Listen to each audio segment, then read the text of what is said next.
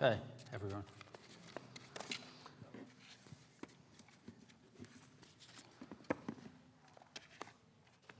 So I want to talk about blasphemy, or the accusation of blasphemy today. So the last person sent to prison for blasphemy in Britain was almost 100 years ago, in 1922, was a socialist called John William Gott. Gott was sentenced by a judge to 9 months hard labor for producing material which contained a description of Jesus entering Jerusalem, quote, like a circus clown on the back of 2 donkeys. We finally got rid of blasphemy laws in Britain in 2008. In England and Wales, actually, in 2008. They still exist in Northern Ireland. Yet, in recent times, we've seen blasphemy laws creeping back.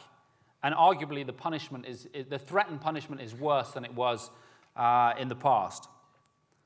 An example of this phenomenon occurred in 2021 at Batley Grammar School in West Yorkshire. Most of you, I'm sure, will be familiar with this case, and it has been mentioned already today.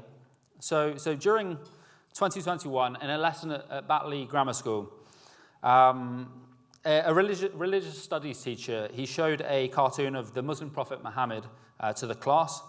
A Muslim parent of one of the pupils in the school later complained to the school and threatened the teacher with repercussions. There was a sinister phone call where the teacher was threatened with repercussions. This kind of sparked some of this idea that the teacher had published these cartoons. This kind of report, it surfaced online on social media, which provoked these kind of daily protests, which continued outside the school. And the teacher was accused of inciting hatred, being Islamophobic, and perhaps, like most sinisterly of all, of provoking 1.6 billion Muslims. This is something you tend to hear in these cases. There's this kind of background of threat to it through sheer numbers. By many people who their kids were not actually at the school. It was people who'd been organized by forces online, by religious groups online. The teacher was sent death threats and was eventually forced to go into hiding, and is apparently still in hiding based on this incident. His neighbors at the house he'd left reported that mobs of men were trying to break into his house. They were seen trying to break into the property by the neighbors. And the teacher has since described feeling distressed and suicidal based on what took place, and is reportedly suffering from post-traumatic stress disorder. And as I said, he's also apparently still in hiding 3 years after this incident at the school. Many of the protesters, as I said, didn't even have children at the school. One of the men who led the protests was a promoter of a far-right Pakistani anti-blasphemy group, and the cartoons themselves had been on the syllabus of the school for 2 years. So already. So you can see that this was something that hadn't caused problems before. It was a small minority of people who made this what I would say was a completely vexatious complaint. And this whipped up a mob of people who traveled to the area from different places in the country, who were supporters of very extreme far-right parties in Pakistan, who then turned this very quickly into a national issue. The politicians and bureaucracies and local kind of authorities responded to this very, very badly.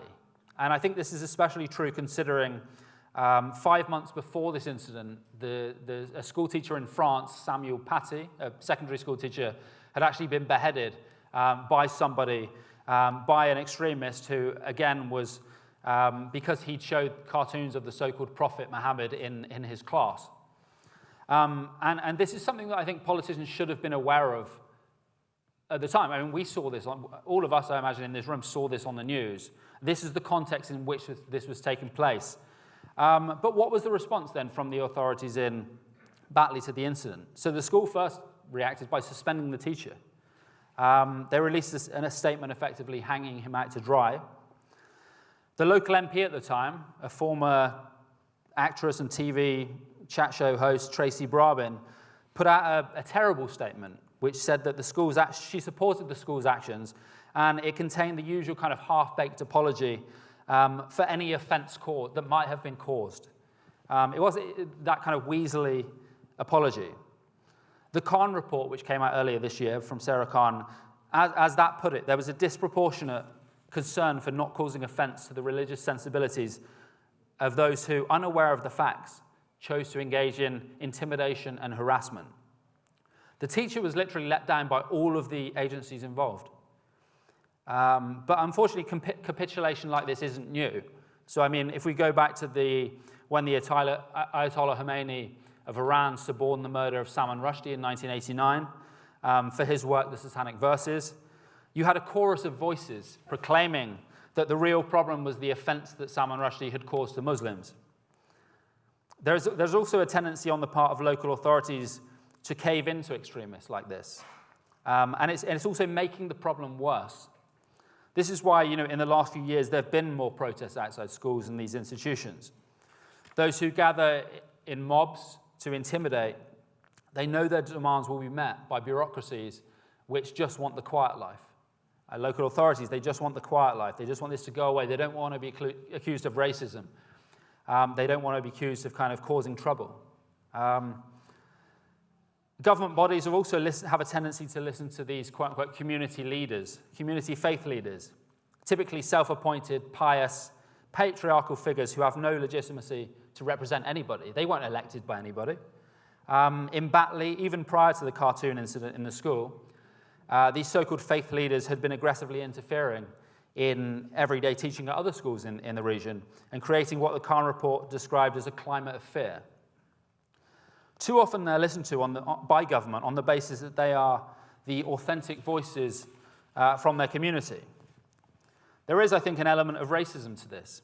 So just like the far right, many liberals who buy into this concept of community leaders, people often who work in HR or local government, they see minority communities in monochrome. They don't see distinctions among Muslims, distinctions among minority groups. They see a block of people. And they turn the worst elements in those communities, the most reactionary elements, into a kind of virtuous model. The writer Keenan Malik has called this the take me to your leader model of multiculturalism. I think it's a very apt phrase. It's kind of a vision of minority communities in which a kind of tribal elder figure speaks on behalf of what in reality is a very, very disparate group of people. In the same way, again, the far right sees the community like that. And I think as a society, we have to understand that when it comes to something like blasphemy or LGBT rights or women's rights or sex education, because these are all flashpoints, there is an inevitability to this type of confrontation with a religious extremist. So in a liberal society, there will invariably be things that offend supporters of Islamist ideology, for example. Like, you can't avoid the confrontation. And yet many of our politicians have lost the ability to comprehend what it is that groups like that actually stand for. I think many of our politicians are too parochial, too complacent, too careerist, too concerned with getting on and not rocking the boat. And they're also too inclined to view those who raise the alarm about de facto blasphemy laws as either alarmist or being unreasonable. They don't themselves have any lived experience of what it's like of what a truly anti-liberal ideology looks like. And so when faced with one, they tend to capitulate. I think that's why so often it tends to be people from those minority communities themselves that are the first to raise the alarm about religious extremism, because they've actually seen it up close. They've had to, in many cases, try to escape from that being enforced upon them. And I think this is also made worse, all of this stuff is also made worse by a wider cultural retreat from the principle of free expression.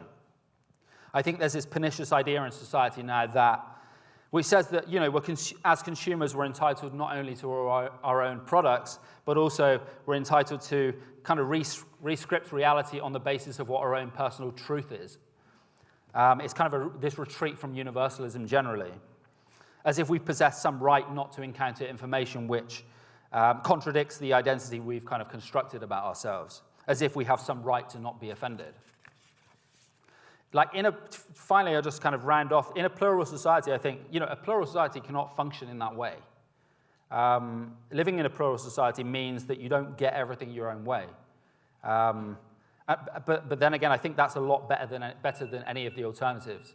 And the final point I say is I think it's important to retain, it's important to talk about these issues as liberals or social democrats or progressives, because I think we can't let the far right dominate this conversation.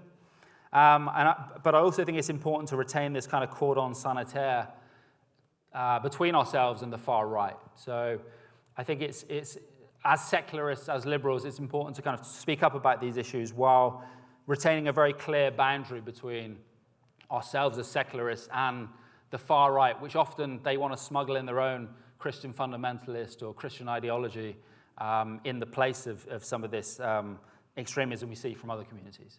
Thank you very much.